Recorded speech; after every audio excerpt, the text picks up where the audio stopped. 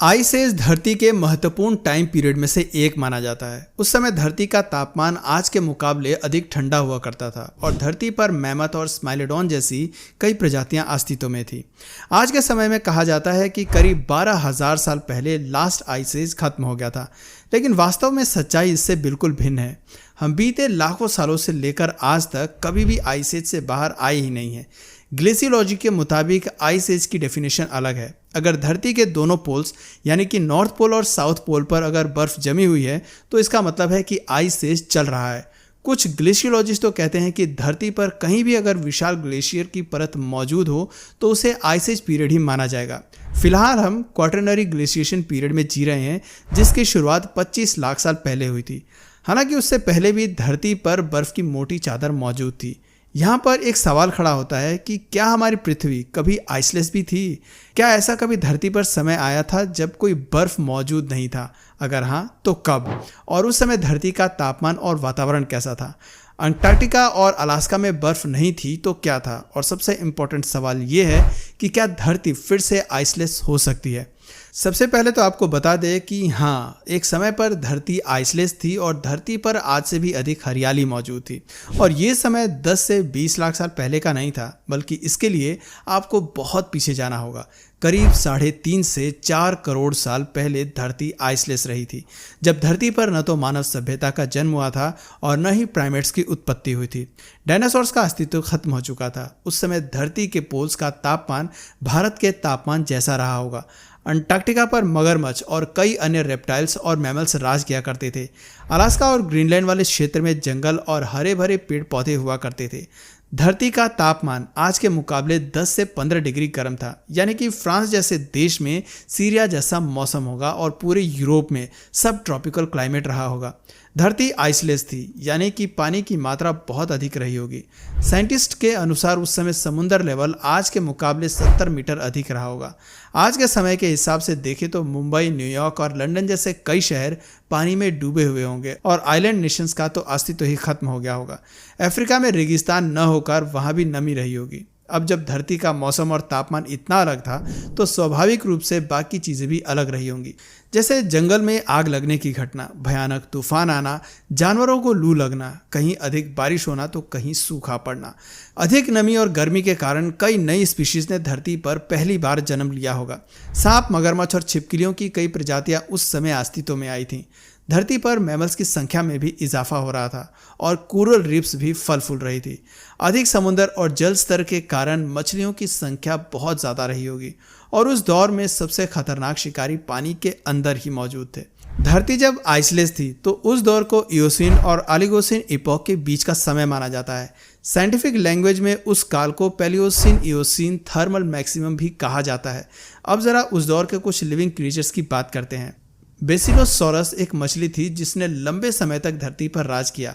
इन्हें आप modern whales के पूर्वज कह सकते हैं, लेकिन दोनों में बहुत अंतर है। आज की व्हेल मछलियां शांत होती हैं, लेकिन बेसिलोसॉरस का स्वभाव इससे बिल्कुल अलग था। वो खूंखार थी, हिंसक शिकारी थी। उनके दांत नुकीले और खतरनाक थे। पहले के समय में रिसर्चर्स ने बेसिलोसॉरस को मैमल्स की बजाय समुद्री रेप्टाइल समझा था। उस समय वो धरती के हर कॉन्टिनेंट पर फैले हुए थे, यहाँ तक कि जहाँ भी खारा पानी था वहाँ बेसिलोसॉरस मौजूद थी। यह हर साइज़ के जानवरों को अपना शिकार बनाया करते थे। इसकी लंबाई 18 मीटर तक होती थी और वजन 15 टन। चलने की गति बहुत अधिक थी। जबड़ा इतना मजबूत था कि आज के समय में मजबूत कंक्रीट को भी वो अपने दांतों से तोड़ सकते थे। एक और खूंखार प्रजाति के बारे में आपको बताते हैं, जिसका नाम ओटोडस था। ये शार्क की एक स्पीशीज थी। इसी प्रजाति के बाद मेगालोडोन नाम की शार्क का जन्म हुआ था। ओटोडस बहुत बड़ी शार्क थी। इसकी लंबाई 9.5 मीटर तक होती थी, यानी कि किलर व्हेल के बराबर। इसके अलावा एक और स्पीशीज थी जिसका नाम ऑब्लिक था। 12 मीटर तक ये लंबी हो सकती थी। यूरोप से लेकर एशिया और अमेरिका तक हर जगह ये प्रजातियां मौजूद थी। इन मछलियों के अलावा कुछ सांप भी ऐसे थे जो बहुत डरावने थे। आज भी समुद्री सांपों की ढेरों प्रजातियां हैं, लेकिन वो साइज में बहुत बड़े नहीं थे। लेकिन फिलहाल हम 3.5 करोड़ साल पहले की बात कर रहे हैं, जब धरती पर बर्फ नहीं थी। पैलियोफिडाई नाम के सांप का परिवार समुद्र में रहता था, जिसकी कई स्पीशीज थी। इनमें 2 सबसे बड़े सांप थे, टेरासेनवस और पैलियोफिस। इन सांप की लंबाई 12 मीटर से भी अधिक होती थी, जो आज के समय में किसी भी समुद्री सांप के मुकाबले 4 गुना अधिक है। इन सांपों के अलावा कुछ वाटर बर्ड्स का अस्तित्व भी धरती पर था, जिनमें से एक थे सारिनियंस। इन्हीं की आधुनिक प्रजाति को हम मैन ट्रीज और डगोंग के रूप में जानते हैं।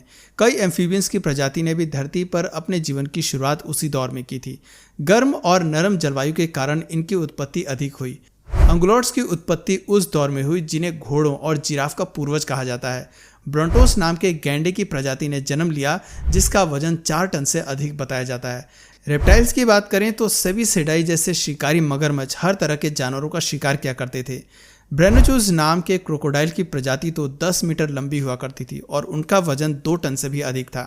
इन सभी स्पीशीज के बारे में फिर किसी वीडियो में बात करेंगे। फिलहाल आइस एज वाले मुद्दे पर लौटते हैं। सवाल यह आता है कि अचानक से धरती का वातावरण बदला कैसे धरती पर बर्फ की चादर बिछनी शुरू हो गई थी। इसका मुख्य कारण अंटार्कटिका और ऑस्ट्रेलिया का अलग होना बताया जाता है। करीब 3.3 करोड़ साल पहले इस विभाजन के कारण साउथ पोल पर अंटार्कटिक सरकमपोलर करंट बनने लगी। ये एक ठंडी समुद्री धारा थी जिसने अंटार्कटिका को बाकी दुनिया से अलग कर दिया। अंटार्कटिका तक गर्म पानी की पहुंच खत्म हो गई और इन करंट वेव्स ने कार्बन डाइऑक्साइड को भी सोख लिया था। इस फिनोमेना के कारण वहां पर बरसात की जगह बर्फ पड़ने लगी और धीरे धीरे अंटार्कटिका जमने लगा। यह सिलसिला लगातार बढ़ता ही गया और आर्कटिक रीजन तक फैल गया। इस तरह से धरती पर आइस एज की शुरुआत हुई जो आज तक चल रही है। बहुत कम लोग ये बात मानते हैं कि आज भी हम आइस एज के युग में ही जी रहे हैं। आइस एज के कारण पर्यावरण और धरती पर कई बड़े बदलाव देखने को मिले। कई जीवों की प्रजातियां नष्ट हो गई। जहां घास के मैदान और घने जंगल हुआ करते थे, वहां पर बर्फ की मोटी चादर दिखाई देने लगी। रेप्टाइल्स ठंड से बचने के लिए जमीन के अंदर छिपने लगे। हालांकि कई मैमल्स की नई प्रजातियों का जीवन उसी समय शुरू हुआ। धीरे धीरे प्राइमेट्स की संख्या बढ़ने लगी और होमोनिडिड्स की प्रजाति ने भी जन्म लिया। अगर आइस एज की शुरुआत न हुई होती तो शायद मानव प्रजाति की उत्पत्ति कभी न होती। अंत में 2 सवाल हमारे सामने आते हैं कि धरती आइसलेस हुई क्यों थी। असल में इसका कारण भी बर्फ ही था। आइसलेस पीरियड से पहले भी धरती पर बर्फ मौजूद थी। बर्फ से निकलने वाली मीथेन गैस और कार्बन डाइऑक्साइड ने धरती का वातावरण गर्म किया था।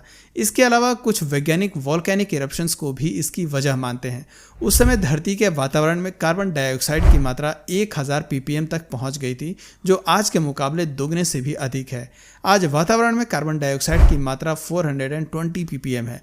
अंत में एक सवाल हमारे सामने ये खड़ा होता है कि क्या धरती दोबारा से आइसलेस हो सकती है? तो इसका जवाब है हाँ।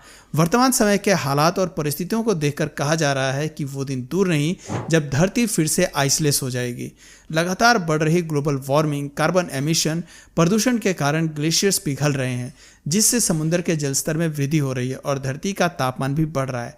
हालांकि पूरी तरह से आइसलेस होने में हजारों सालों का समय लग सकता है, लेकिन इसे हमें एक चेतावनी के तौर पर लेना चाहिए। ग्लोबल वार्मिंग और कार्बन एमिशन को कंट्रोल नहीं किया तो जल स्तर में बढ़ोतरी के कारण दुनिया के सैकड़ों देश और आइलैंड पानी में डूब सकते हैं।